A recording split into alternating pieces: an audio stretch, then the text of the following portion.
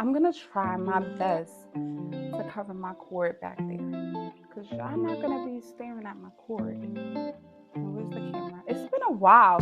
Clearly you can see that it's been a while.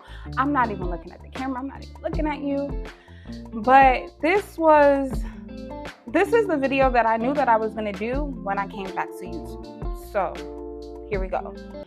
After God revealed my husband in a dream, and what happened after I knew that he was the one, right? So of course, okay, let's get back on the train. So let's get back on the train. He has the same jacket. He's talking to me, and my husband has the best smile. So I'm just looking at I'm just taking him in. It's like I'm taking him in for the first time. I don't remember what he was saying, but I do remember he was talking to me for a bit, and I'm just like taking him in. So I immediately after taking in everything or whatever and taking him in, like, okay, this is the one that God said, you know. Even though at the time it was a dream, but like even in your sin, you still honor your dreams to an extent, you know. That's one of those elements that you know goes beyond your physical. So a part of me is also relieved. A part of me is relieved because I've already been tiptoeing in our friendship. I've already been very, very careful with him. And I didn't know that it was because I had this feeling of, I don't want us to end up like other friendships that I've had. Like, I need you around all the time. Like, I didn't want to lose him. I did not want to lose him. And that's something that I knew. When I reflected, and I was able to reflect later that day, we both spoke about each other as if we were always going to be in each other's lives. Like, he spoke in the future concerning me. And I guess there was just this feeling that we had between us that we knew like this is a forever connection. This is a divine connection. Of course, we didn't know about anything being divine then. Back to not being the greatest friend. And I don't believe that I was always the greatest friend. And if you're watching this, you know I wasn't a great friend. I'm sorry that you even knew that version. But he inspired me to want to be a better person.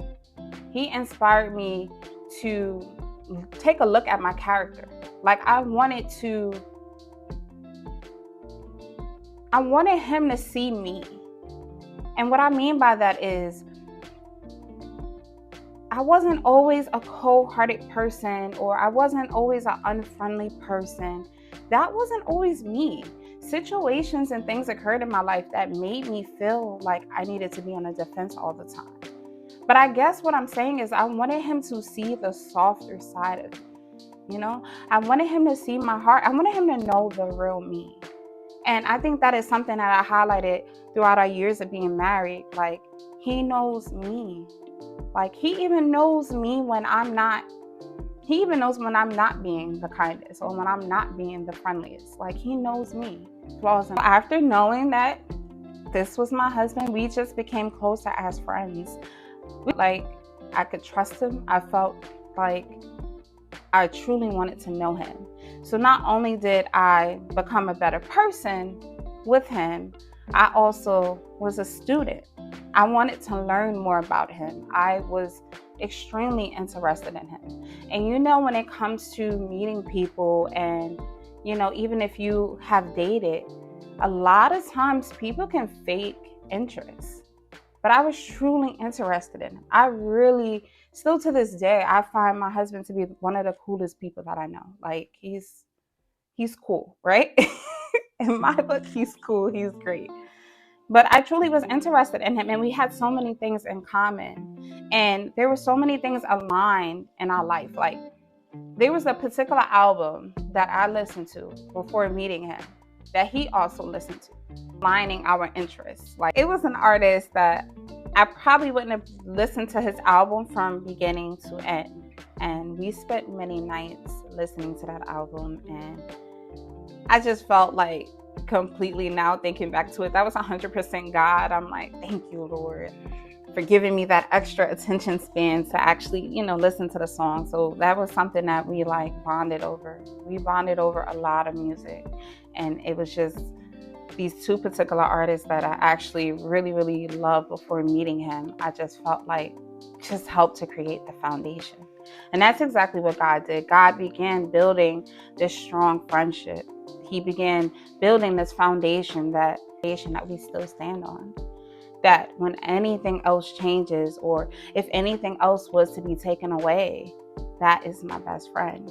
And I think that is so important, and that is something that is skipped a lot of times, and very, very divine. Like, that is something that is a step that is skipped, a skip of actually getting to know your friend. Lust can get into the way of that. I wanted him to see my softer side. He inspired me to be a good person. Being from New York City, there's already a little bit of edginess, I definitely wanted him to see the softer side of me. He brought out my femininity. He brought out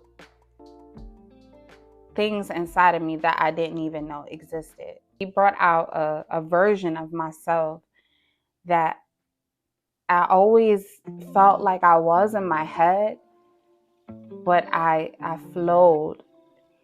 I basically flowed in my femininity. I stayed in my femininity. I stayed in my softness.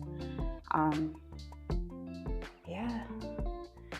So we became best friends, and we actually called each other bro and sis, which is completely crazy, right? That was my, hey bro, what's good, sis? We were there.